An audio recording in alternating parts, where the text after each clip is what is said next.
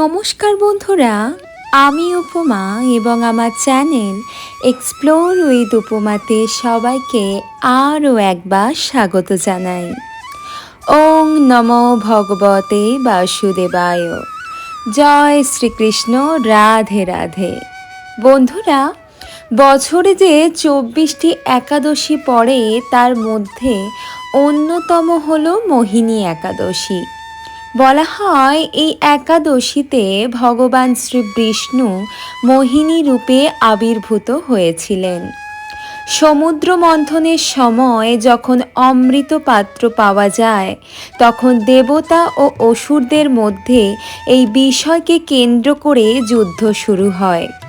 ঠিক সেই সময় ভগবান শ্রী বিষ্ণু মোহিনী রূপ ধারণ করে অসুরদের তার আকর্ষণের জালে আটকে দেন এবং দেবতাদের পান করার জন্য অমৃতের পাত্র দেন। এইভাবে দেবতারা অমরত্ব লাভ করে থাকেন।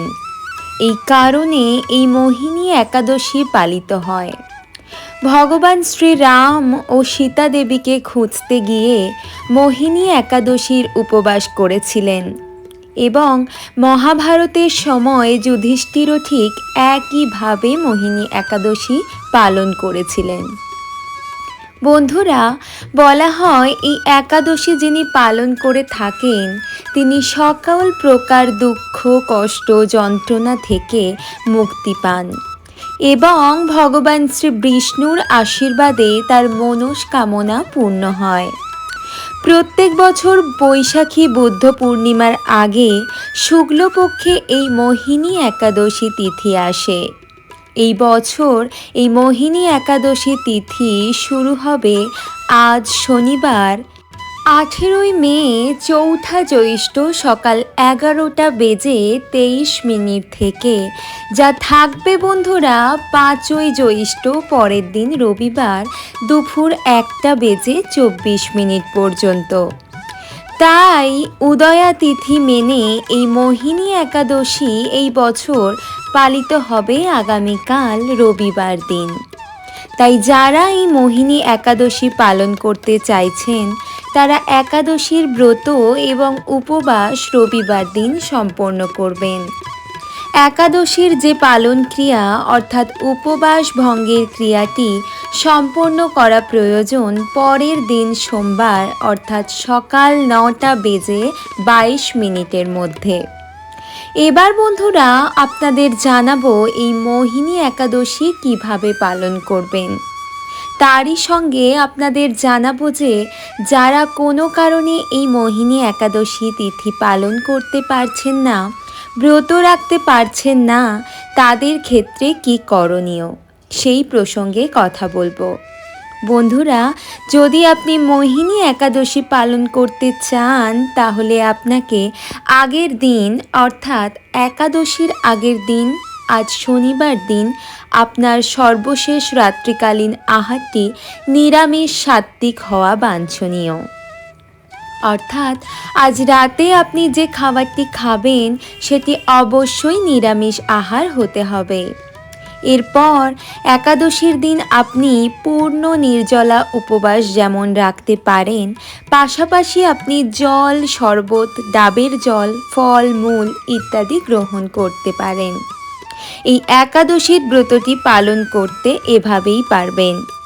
একটি বিষয় মনে রাখবেন বন্ধুরা, যারা এই একাদশীর ব্রত পালন করছেন তাদের একাদশীর দিন পঞ্চরবি শস্যের কোনো প্রকার খাদ্য গ্রহণ করা উচিত নয়।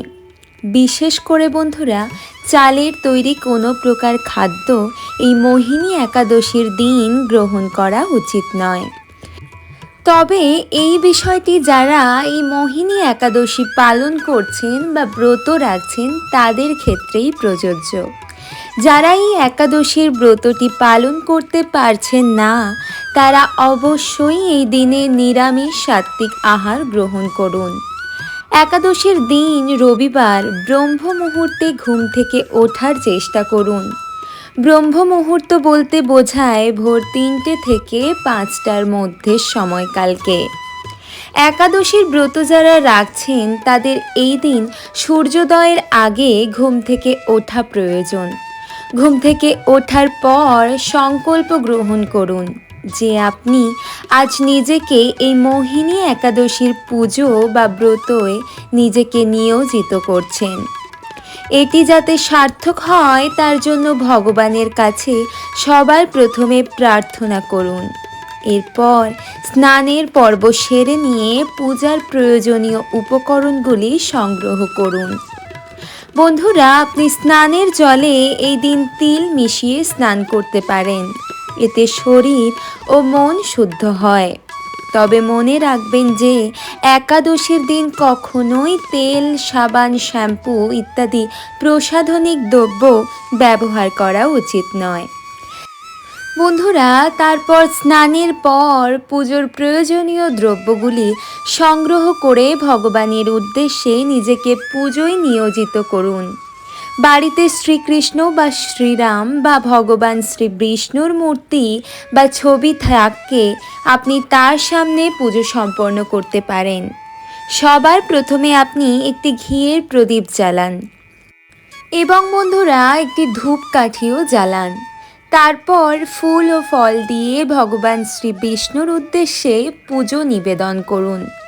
ফলের মধ্যে যদি কোনো হলুদ রঙের ফল, যেমন ধরুন আম, কাঁঠাল, এবং ফুলের মধ্যে কোনো হলুদ বা সাদা রঙের ফুল ব্যবহার করতে পারেন, তাহলেই সবথেকে ভালো। তবে যে বিষয়টি ছাড়া এই একাদশীর ব্রত বা পুজো সম্পূর্ণ হয় না সেটি হলো তুলসী পাতা।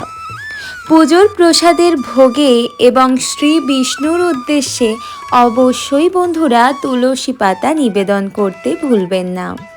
তবে হ্যাঁ বন্ধুরা, মনে রাখবেন যে একাদশীর দিন কখনোই তুলসী পাতা চয়ন করা বা ছেঁড়া উচিত নয়। তাই আজকেই এই তুলসী পাতা আপনাকে সংগ্রহ করা প্রয়োজন। এরপর ভগবানের উদ্দেশ্যে নিষ্ঠা ও ভক্তি সহকারে পুজো নিবেদন করুন। পুজোর সময় আরতি, শঙ্খধ্বনি, উলুধ্বনি পারলে অবশ্যই দেবেন।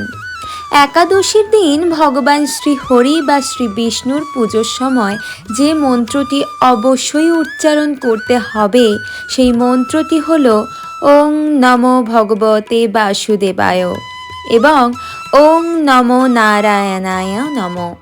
এই মন্ত্র দুটির মধ্যে যে কোনো একটি মন্ত্র পুজোর সময় পারলে বন্ধুরা আপনারা 108 বার উচ্চারণ করুন।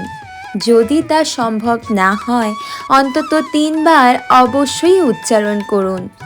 মন্ত্র উচ্চারণ ও পূজা পর্ব সমাপ্ত হয়ে যাওয়ার পর ভগবান শ্রী বিষ্ণুর সামনে কিছুক্ষণ বসে ধ্যান করুন এবং তারপর পুজোর প্রসাদ সকলের উদ্দেশ্যে ভাগ করে দিন। একাদশীর দিন সম্ভব হলে কোনো গরিব, দুস্থ মানুষ অথবা কোনো নিষ্ঠাবান ব্রাহ্মণকে সামান্য কিছু আপনার সাধ্য ও সামর্থ্য মতো অন্ন, অর্থ অথবা বস্ত্র দান করার চেষ্টা করুন। বন্ধুরা, যারা কোনো কারণে একাদশীর ব্রত পালন করতে পারছেন না তারাও এই বিষয়টি করতে পারেন। বন্ধুরা, যে কোনো একাদশী সর্বপ্রধান বিষয় হলো সেই একাদশীর ব্রত কথা শ্রবণ করা। অর্থাৎ একাদশীর দিন, একাদশীর সময়কালে অবশ্যই সেই একাদশীর ব্রত কথা শ্রবণ করতে হয়, নইলে একাদশীর ব্রত অসম্পূর্ণ থেকে যায়। বলা হয় যদি কোনো কারণে কোনো ব্যক্তি একাদশীর ব্রত পালন করতে নাও পারেন, কেবলমাত্র একাদশীর দিন একাদশীর ব্রত কথা শ্রবণ করে ভগবান শ্রীহরির উদ্দেশ্যে এই ঘিয়ের প্রদীপ প্রজ্বলন করতে পারেন, তাতেই সেই একাদশীর ব্রতের পূর্ণ ফল অনেক অংশে লাভ করা যায়।